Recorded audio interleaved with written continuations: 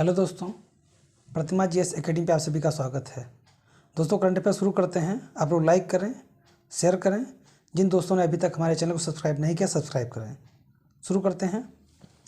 आज का पहला पॉइंट है अर्थगंगा परियोजना। अर्थगंगा परियोजना 2019 में एक परियोजना चलाया गया था, नमामि गंगा परियोजना। जो नमामि गंगा परियोजना चलाया गया था तो गंगा को स्वच्छ करने की बात थी, यानी क्लीन गंगा।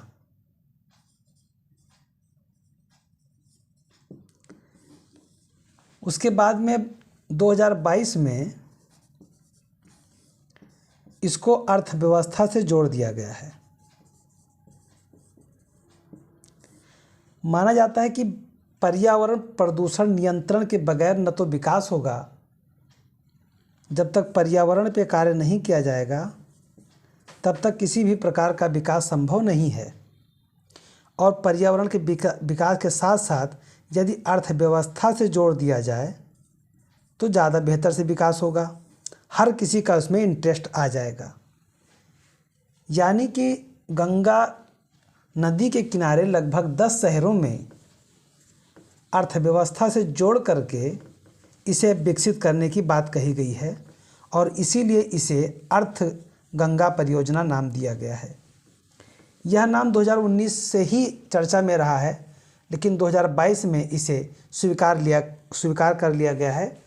और जहाजरानी मंत्रालय के अनुसार अर्थ गंगा परियोजना से गंगा नदी के किनारे आर्थिक गतिविधियों में बढ़ोतरी होगी, साथ साथ रोजगार के अवसर भी बढ़ेंगे।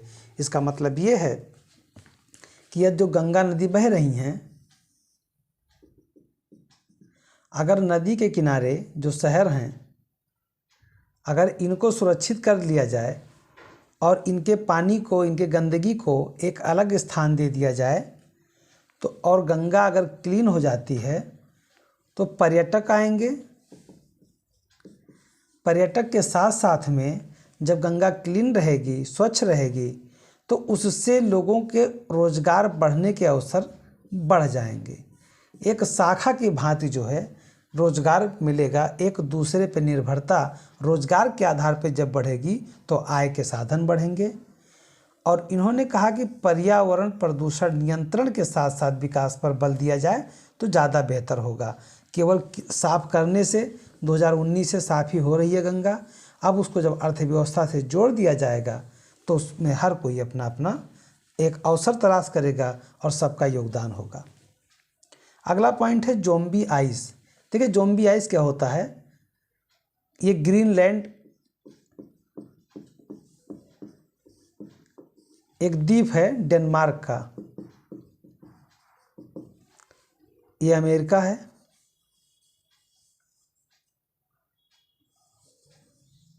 और यहीं पे ग्रीनलैंड है।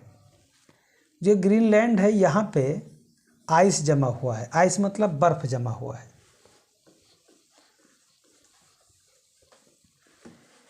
जो ग्रीनलैंड है यहाँ पे बर्फ जमा हुआ है। और अब क्या है कि एक लेयर पहले थी, दूसरा लेयर पे लेयर जो है, जब हिम पड़ता था और बर्फ जमता रहता था तो लेयर बनता था। अब क्या है कि एक लेयर ऊपर के दूसरे लेयर से छोड़ चुकी है और वो कम से कम 1 मीटर या कुछ फुट के आधार पे तेज़ी से पिघल रहा है। तो माना जाता है कि जो आइस पे नया ग्लेशियर, नया हिमखंड नहीं बन पा रहा है और जो पुराना था वो भी गल रहा है, उसके गलने से आगे चल करके जलस्तर में बढ़ोतरी होगा। और जो आइस, एक ये है, इसके ऊपर का आइस हट रहा है, मान लीजिए ये आइस हट रहा है, अब इसके ऊपर दूसरा आइस बन नहीं रहा है, लेकिन ये इससे जुड़ा भी नहीं है और गल भी रहा है। तो जिस पे नया आइस, नया बर्फ नहीं बन रहा है और फिर भी वो गलता जा रहा है, उसी को कहा गया है ज़ोंबी आइस। तो ये मृत बर्फ है। ग्लेशियर द्वारा बर्फ प्राप्त नहीं होता है, ग्लेशियर द्वारा बर्फ प्राप्त नहीं होता है, मृत बर्फ है। ग्रीनलैंड की तेजी से पिघलने वाली ज़ोंबी आइस को चादर अंततः वैश्विक समुद्र स्तर को कम से कम 10 इंच बढ़ा देगी। अब देखिए, मान लीजिए कि अगर समुद्र स्तर 10 इंच बढ़ जाता है तो मालदीव जैसे देश विलुप्त हो जाएंगे, ख़त्म हो जाएंगे। वो मालदीव हुआ, हमारे लक्षद्वीप का कई द्वीप समाप्त हो जाएगा, और कई ऐसे स्थान हैं जो धीरे धीरे तटों में यानी कि विलीन हो जाएंगे। ग्लेशियर में अब बर्फ़ के पुनर्निर्माण में कमी भी आ रही है। देखिए, एक बात और जान लीजिए, ग्लोबल वार्मिंग के वजह से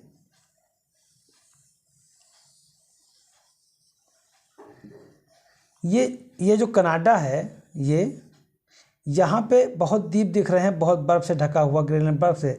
ये सब जैसे जैसे पिघलेगा तो लोगों का तो जब डूबेगा, ये सब डूबेगा, जो छोटे छोटे द्वीप डूबेगा, लेकिन ये ज़मीन खुल जाएगा। डेनमार्क की राजधानी कोपेनहेगन छोटा सा यहाँ पे ये इसका पार्ट है, और मान लीजिए अगर डूब भी जाता तो इतना बड़ा देश इसको मिलेगा, और यहाँ पे खनिज संसाधन, लैंड, बहुत कुछ यहाँ से प्राप्त होगा। इसलिए जो है ज़ोंबी आइस के लिए ग्रीनलैंड, डेनमार्क, कनाडा ये सब खुश होंगे, लेकिन दुखी कौन होगा? जो छोटे छोटे द्वीप हैं, द्वीपीय देश हैं, ये तो ख़त्म हो जाएंगे, इनका निशान ख़त्म हो जाएगा, नामो निशान मिट जाएगा इनका। अगला पॉइंट है आश्वासन अभियान। आश्वासन अभियान को जनजातीय कार्य मंत्रालय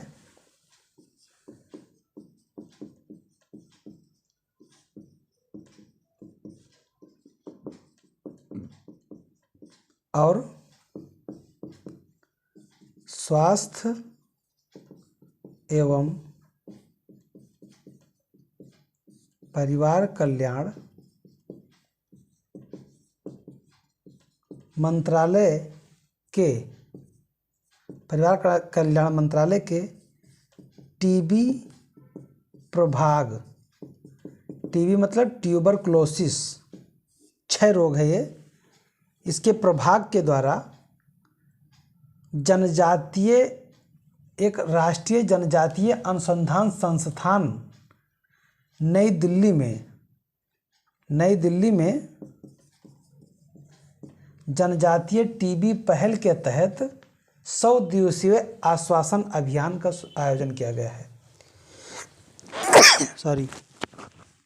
ये 100 दिवसीय, 100 दिन का एक अभियान चलाया गया है, जिसे आश्वासन अभियान जो है कहा गया है।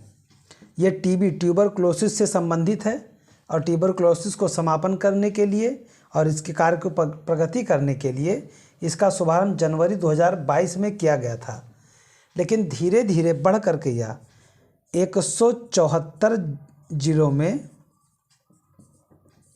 जहाँ पे एसटी हैं, और साथ ही जो अमृत महोत्सव है, अमृत महोत्सव का आयोजन के उपलक्ष्य में 75 जिलों में विशेष करके व्यवस्था किया गया है कि जनजातियों के लिए टीबी पहल के रूप में कार्य किया जाए और उनके लिए सारी व्यवस्थाएं उपलब्ध कराई जाएं। अगला पॉइंट है नुआखाई जुहार पर्व। देखिए, उड़ीसा,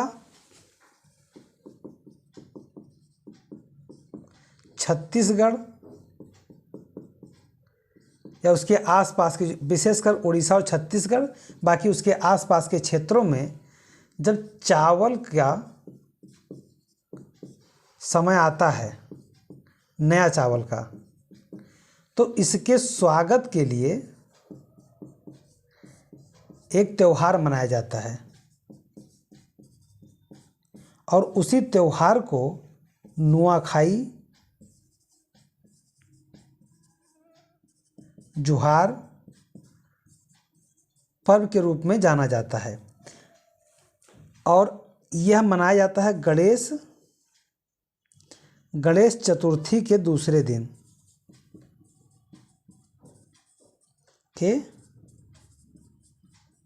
दिन मनाया जाता है। कई बार सितंबर, अक्टूबर, अगस्त, सितंबर के महीने मनाया जाता है। तो यहाँ ध्यान रहे कि चावल के नए सीजन के स्वागत के लिए एक त्यौहार के रूप में उड़ीसा, छत्तीसगढ़ और इसके पड़ोसी राज्यों में मनाया जाता है। गणेश चतुर्थी के अगले दिन यह मनाया जाता है। तो दोस्तों, मैं अपने क्लास को यहीं पे समाप्त करता हूँ। धन्यवाद। जय हिंद, जय भारत।